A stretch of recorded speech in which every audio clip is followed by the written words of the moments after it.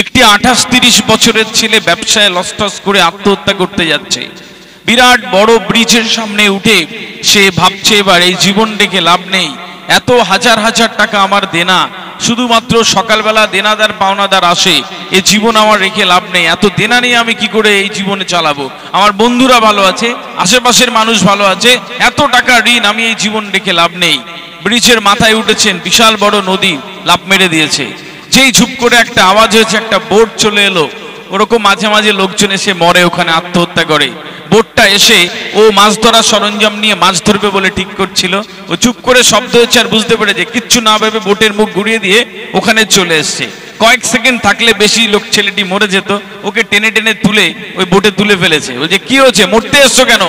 বলছে আপনি আমাকে বাঁচালেন কেন? অনেকক্ষণ পরে সে একটু দাঁতস্ত বলছে আপনি আমাকে বাঁচালেন কেন? বলছে কেন, কি হয়েছে? বলছে এই জীবন রেখে লাভ নেই, অনেক টাকা দেনা, কিচ্ছু নেই আমার, সব শেষ হয়ে গেছে, এই জীবন আমি রাখবো না। বলছে তাই, তোমার কি টাকা লাগবে? বলছে হ্যাঁ টাকা লাগবে। আবার কি আমার সাথে এখন মস্করা করছেন? বলছে কি লাগবে? টাকা তোমার, এই তো এই জন্য মরতে এসছো, চলো তোমায় টাকা দেবো। বলছে মানে? বলছে খাজানা আছে, খাজানা যাবে। তো বলছে কোথায়? বলছে চলো না। বোটটা রেখে দুজন মিলে অনেকটা পথ জার্নি করে একটা জায়গায় গেল। একটা ঘরের মধ্যে ঢুকে আরেকটা ঘরের মধ্যে ঢুকে একটা সুন্দর ঘরের মধ্যে গেল। একজন সাদা সফেদ রঙের একটা কাপড় পরে একটা শেঠজি বসে আছে, এরম দাড়ি টাড়ি গোপ টোপ গুলো মাঝে মাঝে পাক দেয়া, লোকের সাথে কথা বলে। উনি ঢোকার পরে লোকগুলোকে সব বেরিয়ে যেতে বললেন, কি একটা ইশারা করলেন লোকটা, তারপরে সবাই বেরিয়ে গেল। যে ছেলেটা মরতে এসেছিল বলছে বসো ওখানে। লোকটা শেঠজির কাছে গেল, কানে কানে কি একটা বলল, শেঠজি মাথা দুলিয়ে বলছে 2 লাখ। আবার ডান কানে একটা কি বললো, শেঠজি মাথা দুলিয়ে বলছে 4 লাখ। এরকম সওদা চলছে। ছেলেটি ভয় পেয়ে গেল, সামনে বসে এ কি হলো, এ কি হচ্ছে? কিছুক্ষণ চলবার পরে ছেলেটি লোকটাকে বললো একটু বাইরে আসবেন, কথা বলবো। বলছে কি হয়েছে? বলছে আসুন না।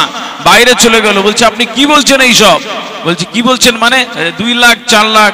বলছে 2 লাখ মানে তোমার একটা চোখ, আরো 2 লাখ মানে তোমার আরো একটা চোখ, তারপর তোমার হার্ট, যকৃৎ, কিডনি, লিভার, এরকম করে তোমাকে আমরা 50 কোটি টাকা দিতে পারি, এর বেশি আর দিতে পারবো না, চাইবে না। বলছে মানে? বলছে মানে আবার কি, তোমার সব এক একগুলো সব খুলে নেবো, তোমার 2টো চোখ নেবো, হার্ট নেবো, লিভার নেবো, আপাতত 50 কোটি টাকা দেবো, আমারও ব্যাপার আছে, আমি এর বেশি দিতে পারবো না, চাইবে না। বলছে খুলে দিলে তো মরে যাবো। তো যে মরতেই তো এসেছিলে, ফ্রিতে মরে কি করবে? মরতেই তো এসেছিলে, ফ্রিতে মরে কি করবে? টাকা নিয়ে যাও, কিছু বাড়ি দাও, দেনাদারকে দিয়ে দাও, আর শান্তিতে মরো। বলছে না প্লিজ আমাকে ছেড়ে দেন। বলছে মানে? বলছে আমার শরীরের দাম এত টাকা। বলছে হ্যাঁ শরীরের দাম এত টাকা, আর কোনো কথা নেই। ওকে টেনে ধরে নিয়ে যাচ্ছে, বলছে যাবো না, হাতটা ছেড়ে দৌড় লাগিয়েছে, পালিয়ে গেল, দৌড় লাগিয়েছে, পালিয়ে গেল। সম্মানিত উপস্থিতি, আপনারা জানবেন কি আল্লাহ সুবহানাহু ওয়া তাআলা আমাদের যা দিয়েছে আমরা তার 1%ও ব্যবহার করে যেতে পারি না। তার কারণ কখন আমরা চিন্তাই করিনি কেন মানুষ হয়েছি, আমাদের কি কি দায়িত্ব রয়েছে, কেন এতটুকু পেয়েছি, এটা কখনো চিন্তা করিনি। আপনারা জানবেন যে এই যে শুধুমাত্র আলো হয় বলে আপনারা সারা এই যে 3 মাস অন্তর ইলেকট্রিসিটি বিল আসে, রাত হয় বলে দিনের আলোয় আমাদের ইলেকট্রিসিটি লাগে না, শুধু বিল দিতে হয়। আমরা 17,309 বার থেকে 23,608 বার যে নিঃশ্বাস নেই, এটা ফ্রিতে দিচ্ছে আল্লাহ সুবহানাহু ওয়া তাআলা। চিন্তা করেন একবার শ্বাস নিতে কত কষ্ট হয়, যার দমের কষ্ট সে জানে। গবেষণা জানাচ্ছে এই পরিমাণ অক্সিজেন কিনতে গেলে 3.5 লক্ষ টাকা লাগতো সারাদিনে। আপনি আর আমি কত ভাগ্যবান। এই শরীরের একটা কিছু খারাপ হয়ে গেলে আপনি যখন যাবেন ডাক্তারদের কাছে, দেখবেন কত লাখ টাকা বলছে কোন একটা পার্ট এখন আবিষ্কার হচ্ছে।